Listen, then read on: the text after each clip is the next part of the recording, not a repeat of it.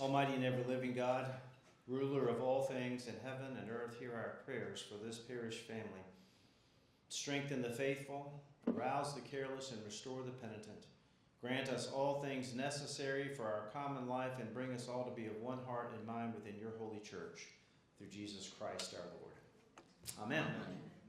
Good morning. Good morning. So did any of you notice or even wonder why there is pizza being served today? So Janet Rouse and with her usual good ideas, we decided that we would offer pizza this morning, since that's what's going to be served following the 10:30 service today for the opportunity that will take place to learn about the various ministries of St. Peter's. So we thought we would give you all a little bit of taste of what you may not experience then.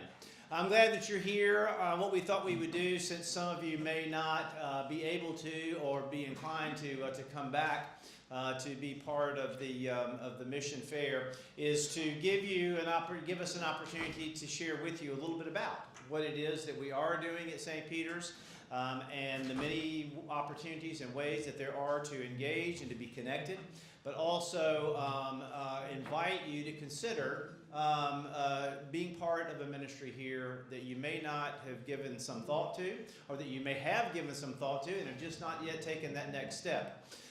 So one of the things that we want to do is just ask you to consider trying something out.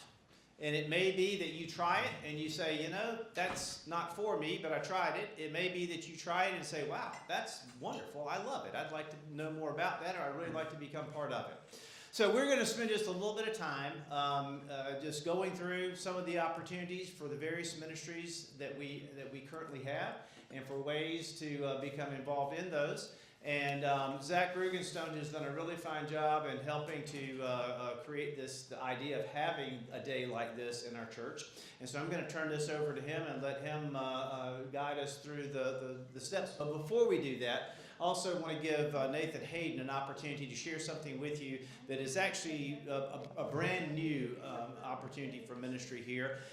It's a formation opportunity, a chance to learn. It's something that's been part of the Episcopal Church for a number of years, and it goes by the acronym EFM, Education for Ministry. It may be something that some of you are familiar with. I don't know whether it's ever been in place here at St. Peter's. But it is a wonderful opportunity to learn and be shaped and formed over a period of time, and also to be part of a small group. So I'm going to let Nathan say a little bit more about that, and then Zach will pick up from there. Can we go ahead and leave these with you all? Okay, good morning. So you more than likely will have just a handout. Connor, would you be able to help if someone doesn't have a handout? Can you get one to them? They're just up there. Or if, they're just on the ledge there. So what I wanted to do is just take a few moments to talk about this program, Education for Ministry. David already gave a bit of an intro to it, and he wondered if EFM has been ever offered at this parish, and it actually, I found out, has been long time ago, in talking to a few other parishioners who have participated in at least part of it. What Education for Ministry is, it sounds, when you look at the program overview, it sounds really intense, but it's actually something that is geared for anyone to do. All you need is just simply the time to do it, which there is a time commitment, and so it's understandable if you feel like you can't. But after hearing about some of it, I hope that you'll consider being part of it. What Education for Ministry wants to do is try to cultivate a way of thinking theologically about the world around you.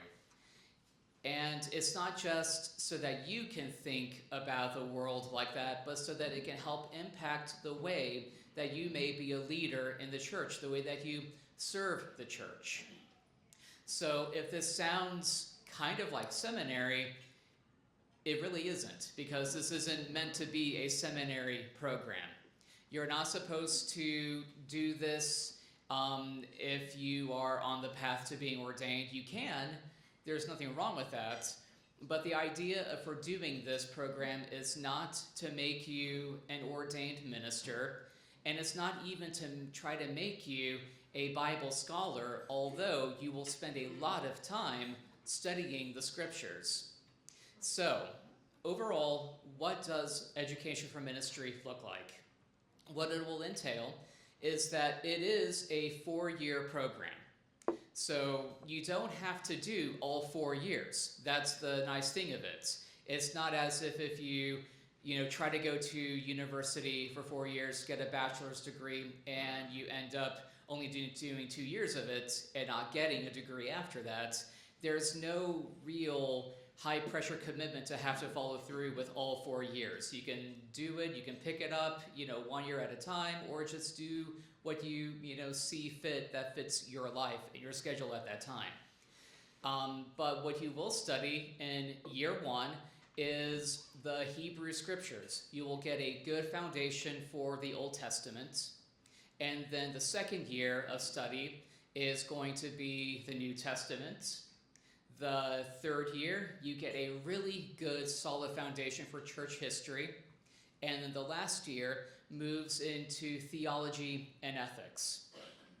And so what a session will look like, this is where the idea of time commitment does come in, because it is a program that lasts for about 9 months each year. So, and you're meeting once a week during that 9-month period. There are times for breaks. There are times for kind of like an academic school year. You will have a reading load that may take a couple hours to do a week. And then you'll meet once a week for a session for about an hour and a half.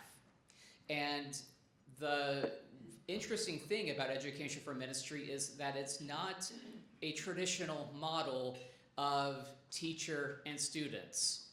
It is meant to be that there is someone who's kind of a leader, but they're known to be more as a facilitator. What they are attempting to do is just simply help guide and facilitate discussions that are happening in the room that you all encounter. And those discussions happen through really carefully crafted questions that help spur conversation. So more than likely, as this program gets started, I would be a facilitator, but I wouldn't be lecturing you. I wouldn't be trying to teach you things. I would just be helping guide the process so that you will discover for yourselves the things that the Holy Spirit is leading you to learn in that moment. So, I've had a bit to talk here. Any questions here about that? Yeah. I've done year 1. Mm-hmm. Loved it. But can I start year 2? You absolutely could. Yes. Yeah. So the question was, if you've already done year 1, can you just jump into year 2? And you can. So if you've already completed some of it, you can just move into the next year. You don't have to have remediation or fall back. Yeah. So I really don't want to take a lot of time because the ministry fair is more important to think about right now. But what I will say is that this program does come from Sewanee, the University of the South. It has a seminary at that campus that a lot of Episcopal clergy go to for training. And it is a really well thought through curriculum for training you to just how to go into more in-depth study that you won't get just from Bible study, that you won't just get from sermons, that you won't just get from doing what you normally do, because you just may not think of it. But this gives you the chance to do that. And in doing so, it will enrich you in ways that you may not expect, and it will help you grow and form you into a probably stronger leader. It'll take you in terms of formation in a way that you may not anticipate. When I went through the training, I learned things in it that I didn't learn in seminary, that I hadn't really seen before. It's very unique to this program, and I found it to be very beneficial. And there are a lot of parishes that offer this program. And so we would be able to join in with a host of other churches with other parishioners that are undergoing this program of study. So if you are interested or have more questions, please come talk to me about it, and I would love to talk more with you about what it looks like to enroll, costs, the books that would be part of it, and let's see if we can get an Education for Ministry program started here at St. Peter's. Thank you all.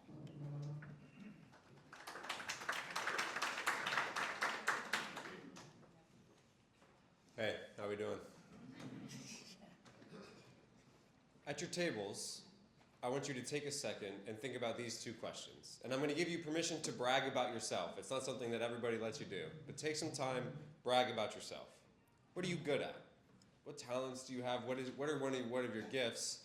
And just take a couple minutes, chat amongst yourselves at the tables, share your gifts and talents, and then we'll come back here in 2 or 3 minutes and keep chatting. Thanks, guys.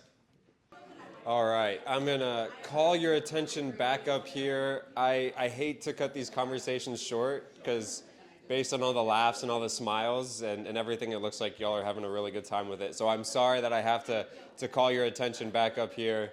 I want, as we move forward with the rest of the presentation, I kind of want you guys to keep these two questions in the back of your head. What are some of my gifts? What are some of my talents? And then taking that next leap to where can I apply some of those here? Whether that's with me and the youth group and the young adults, or that's with the altar guild or the acolytes or the ushers or whoever may be, your gift, your talent can find its way into one of these ministries. So I think for myself, one of mine is being able to come up with ridiculous games and then like having a good time doing them and pulling a lesson out of them, right? I'm a decent public speaker. And I love a good Bible study, right? So I fit into what I'm doing right now, and I'm really lucky that I'm able to do it. But these are all different communities, ministries within our community that will allow you to express some of your gifts and some of your talents in some of the best ways possible. And before we get too far into it, I would love to invite Lori Heffenreffer up so that she can talk about the community group and what they're doing and some of the steps that they're going to take that you can participate in through them. Lori? Just press the down button and it'll go to the next slide. And I'll for go to you. the next slide? Yep. Okay. Do I point it? Point at that thing? Where am I pointing? This is not my strength here. There we go. Good morning. I'm back. So for those of you that were here last week, you heard me talk a little bit about one of the things that the community group has been working on is, and all of the groups actually, is welcoming new members and keeping them engaged and helping them understand their role in the parish and ways in which they can get engaged.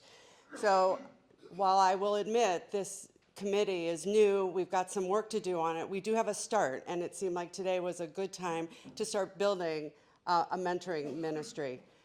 As I said, none of this is set in stone. We can tweak some of these goals once we get a group of people together. They may find that some things are working and some things aren't working. But we did come up with a goal for the mentoring group that just aims for us to share what we know and what we love about this parish. I am not going to be the person that stands here and reads to you. So the goal is to ensure that all of these members feel welcomed, that they understand the events, and that they feel that they are safe and engaged here. So we're hoping to gather a group of people that is willing to be mentors to ensure that everyone feels welcomed and understands. One of the questions has come up is how will I mentor and how will I know and how will I be paired? We're hoping that clergy and staff will be the ones to help with this pairing so that they'll know who the new members are, maybe what their interests are, what their needs are, and pair with a like family. So if you're a young family with a newborn baby, we would try to find someone in the parish that met that same demographic. We would ask mentors to commit for a full year to engage with a family or an individual.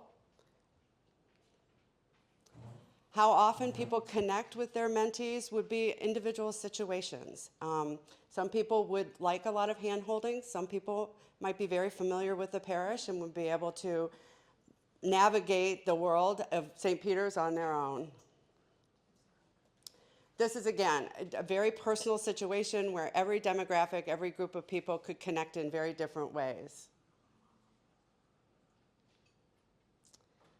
So, we're just starting this committee. Janet is going to put on the tables, if you would be interested in being a mentor, we would love to start creating this group, to start building this ministry. It's just in the very beginning stages, but as I said in the beginning, this is a really good opportunity today for us to start building this ministry. The other aspect that the community team has focused on is while we have all these wonderful committees that Zach had on his first slide, they're all here, but sometimes they're not all working in sync with one another. So the community team has recommended that there be an oversight committee, and I laugh because there's always influencers on Instagram that are like, we're going to talk to the committee on committees. So we're going to be a committee on committees. But this would be a very small group of people that would help bring all of the events on an annual basis together onto an annual calendar. Dee Dee Noker, my co-chair, visited a church in Virginia this summer, and she said that one of the things that was so impressive is they had a full annual calendar, and you could see what the weekly events were, what the quarterly events were, so that it was printed out for everyone in the parish to see on a regular basis. So it takes a committee in order to make sure that all of those things come together. This would be kind of the goal would be to create an annual calendar to ensure that we have events that are meeting the needs of everyone in the parish, to coordinate with a designated staff person to help the committee pull everything together within social media and communications, and to ensure that we have communications both internal and look at how we can better connect externally as well. So again, Janet's got forms. If you're interested in being in either of these two ministries, I would encourage you. If you can sign up today, great. If you want to take it home, think it through.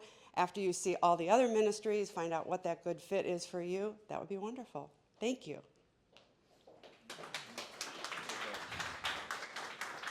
Sorry, I got sweaty. No, you're good. You're so good. You taking us back? Yep, cool. Next, I want to invite Cheryl up to talk a little bit about the Guild, the Women's Guild. We're rebranding as the Guild? Yeah? All right, cool. Come on. Tell me all about it. Good morning. This morning at the open house, we're going to have brochures that tell about the Women's Guild and the highlights and what we do.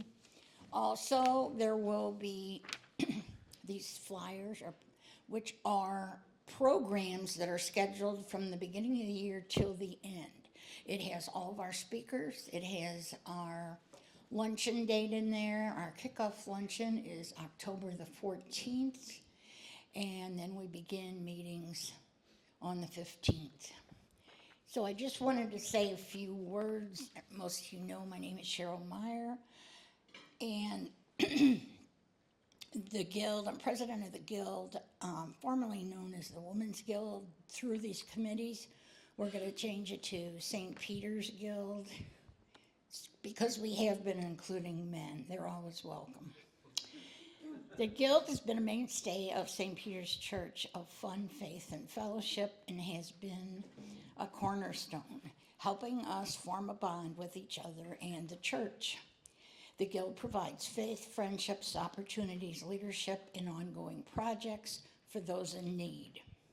Please join us each Tuesday at 10:30 for a program consisting of our speaker series of professional relevance concerning faith, self-improvement, professional opportunities, as well as programs to benefit others and for an appreciation of the arts. The Guild seeks to be an open, loving, caring group of people who are brought together to improve and add to the community at large, to further the communion of the Spirit and enjoy the individuality of its members in a Christian setting. With the efforts of fundraising activities, the Guild is able to benefit the community as well as outreach causes. Our activities consist of our opening day luncheon this year held at Missouri Athletic Club at 11:30 a.m. on October the 14th to welcome new members and kickstart our programs and speaker series.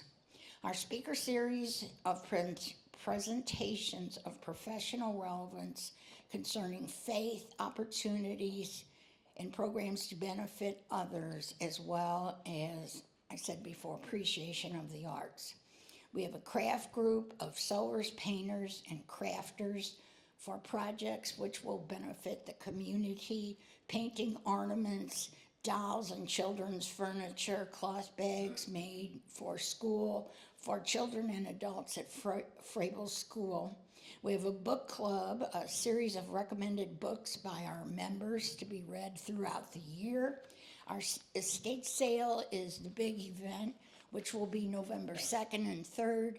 And this year we'd like to raise money for St. Peter's Church.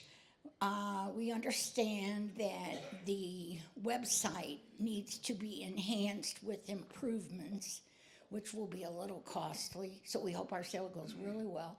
And also for support of the Just Food Truck.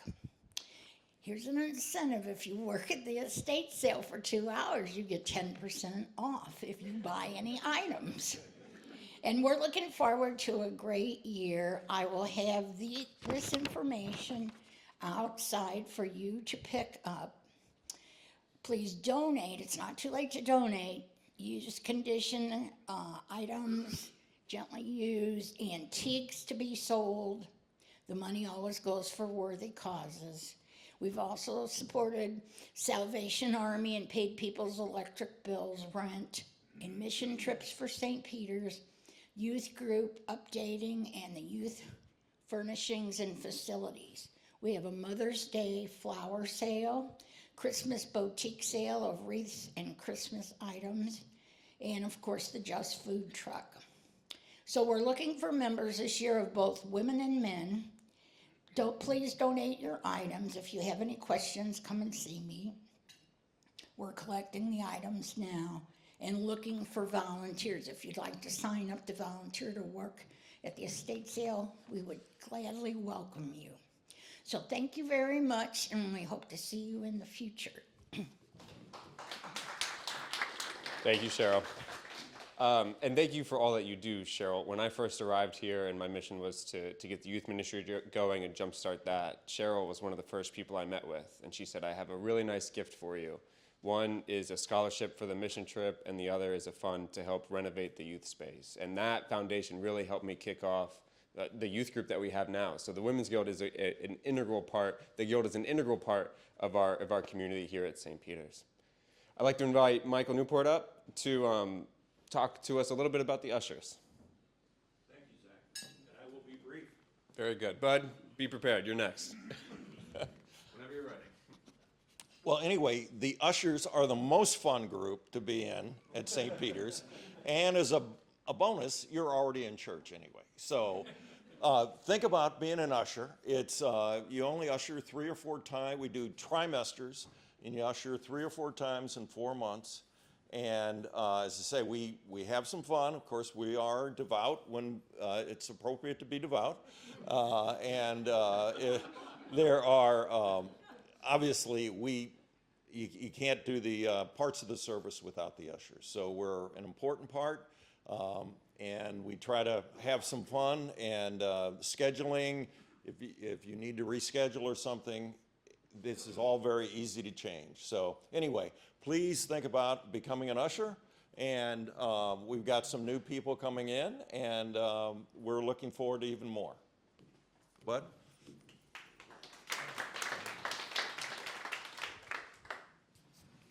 Thanks, Mike. Now, as the lectors, we're a little bit more devout than the ushers. We can't get away with joking around up there because David will call us on it. And, you know, Zach and Nathan. But anyway, I think the best part about being a lector is you become part of the service. You become part of the pageantry. I guess that may not be the right thing, but the meaning of the service, you're actually participating. As lectors, we read both lessons and the psalm. That's one lector. There's another lector that does prayer, the creed and prayers. And then as a lector, you're also licensed as a Eucharistic minister by the diocese, which allows you to serve communion, to serve the wafers at communion. So we are fully involved in the whole service, and it's a wonderful group of folks. We have about, I'd say, 14 or 15 lectors, and that's a lot of dividing up between 2 services each Sunday. So we're always welcoming new lectors. We look forward to talking to you upstairs about it. It's really pretty simple. Everything's laid out in a book on the lectern. All you have to do is sort of practice your reading, the prayers, right before the service, and get ready so that, because we demand perfection up there. And David will tell you, I might be one of the worst on perfection. But anyway, you do make mistakes, and that's okay. You just keep going. But it's really a fun way to be involved in the service and to feel really a part of, I guess, the pageantry and the beauty of our services, because you as a lector will add to it. So we'd love to talk to you about it. Thanks, Bud. Who else? No, me. Oh, You're good. Thank you, sir. Speaking of perfection and being a part of the service, if that's something that you're interested in, but you don't like being up front, you don't want to read in front of people, that's not where your gifts lie, I think the Altar Guild would be a really great place for you to think about joining. They get to set up the service, they get to know all of the different integral parts of communion, and yeah, I think it's really important because it helps us, the clergy, a lot to have the service set up, and so that's a really interesting way that you can participate. Another thing that we're trying to bring back, something that we had done previously, were the altar flowers. We get this big bouquet of flowers up at the altar every week, and the next week there's a new set of flowers up there. During the week, we set them aside, and what we want to start doing is bringing them to parishioners' houses who may not be able to join us on Sundays, who may have to, for better or for worse, have to watch online at home.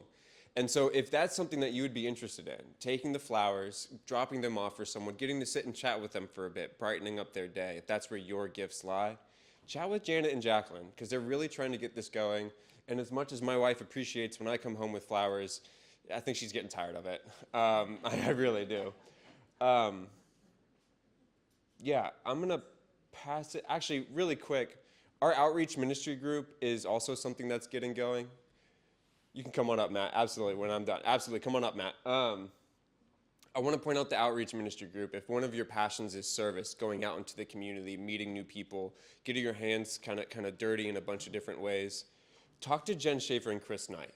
This is a group that's trying to bring all of our different outreach ministries together under one umbrella so that we can get organized there and then communicate what we're doing really well. And a great way for you guys to participate would be to reach out to either of those.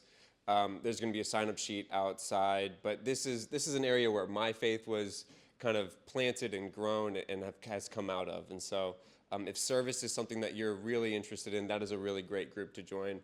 And this is my friend Matt Bouchard. Just one ministry that wasn't mentioned here was the breakfast ministry. We do breakfast on Tuesday, second Tuesday of every month. This past week we had first responders. We do that every September, and we had almost 90 people here for breakfast on Tuesday. Most of the people that cook on Sundays are also in the breakfast ministry. So that's one that I would like to see you add to this list, if you would. And quite honestly, it used to be men's only. We've changed that. Everybody's invited. So think about that ministry. Thank you, Zach. Matt, thank you, and thanks to all of you for sharing some things about the work and ministry that you're involved with. Is there anyone else who's involved in one of these ministries who might want to say something about what you do? questions about any of this?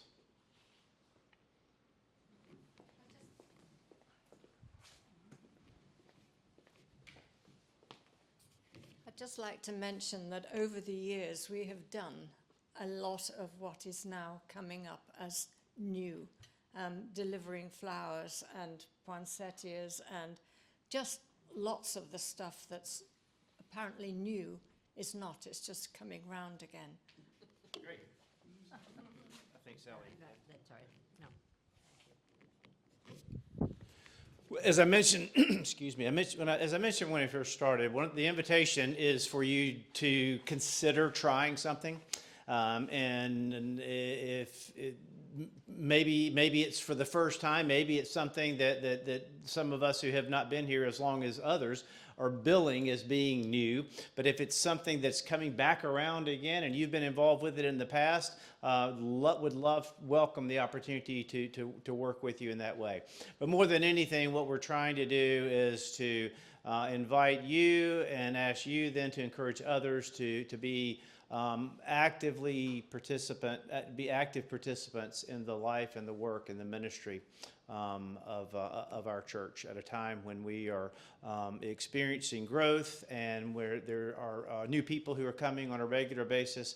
I'm really excited about this mentoring program. Lori, thank you for taking the initiative with that. I think that will be a wonderful way to help us to encourage people to become involved in things. I don't want to put him on the spot, but I want to just give you all a chance to say thank you to Lieutenant Pullman, who's here today from the Loudoun Police Department. He's our officer here. As you all know, we have someone who's here on a regular basis, and I'm glad that he chose to come in and have breakfast with us. Part of what we're trying to do in this program is not only to make sure that we create a safe place for people to come and to worship and be involved in ministry, but also as a way for us to connect to those who are working on our behalf here in this community and other places on a regular basis. As Matt mentioned, last week we had our first responders breakfast, that was the 13th one, Matt, is that right? 13th annual, and the room was filled with firefighters and police officers from not only Ladue, but Frontenac, Olivet, the three jurisdictions that kind of surround Ladue. So it was a wonderful opportunity for us to be with them, and I think that they all really appreciated it. Again, I want to thank Zach for his taking the initiative to put together what we're doing today. And if you didn't get to have pizza that you won't have at lunch, then you're welcome to take a piece with you. Yes, sir. Just a little more on the outreach ministry committee, since Jen and Chris aren't here today. Some of the things we're trying to do is identify everything that we know about that St. Peter's does, the food to Trinity and shoes and clothes, working with the Episcopal City Mission, the partnerships that we have actively going, Haven of Grace. Also identify the other outreach ministries that people are involved in and try to grow interest in those. So a couple weeks ago, David and Sandy Knight brought a program called Gift down here in Undercroft in the evening to introduce it a little bit, and that struck with me, and I'm now going to help with that. But you know, if you're involved in something that we don't know about, we want those identified, and perhaps if you have a passion for it, offer to help mentor people into assisting your ministry there as well. Thank you, John. I mentioned this at the 8 o'clock service. I'll mention it again. There is an opportunity with regard to outreach ministry next Sunday. A group will be preparing the hot lunch that is served at Trinity Episcopal Church in the Central West End. Bill Gilbert coordinates that, and they are in need of some help. And so his email address is in today's bulletin if you're able to provide some assistance with that lunch. Anything else? Yes, ma'am. I don't know if everybody here is aware of St. Peter's Cares. Nancy Grimes and Francis Gay organized it, and I don't think either of them are here today. But it's two main parts to it. One is they prepare meals, volunteers under their leadership prepare meals for people who may need it. And the other is for prayers.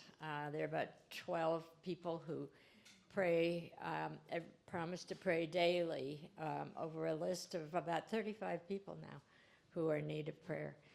And we would love to have other people join us in these efforts. Thank you. Thank you, Sally.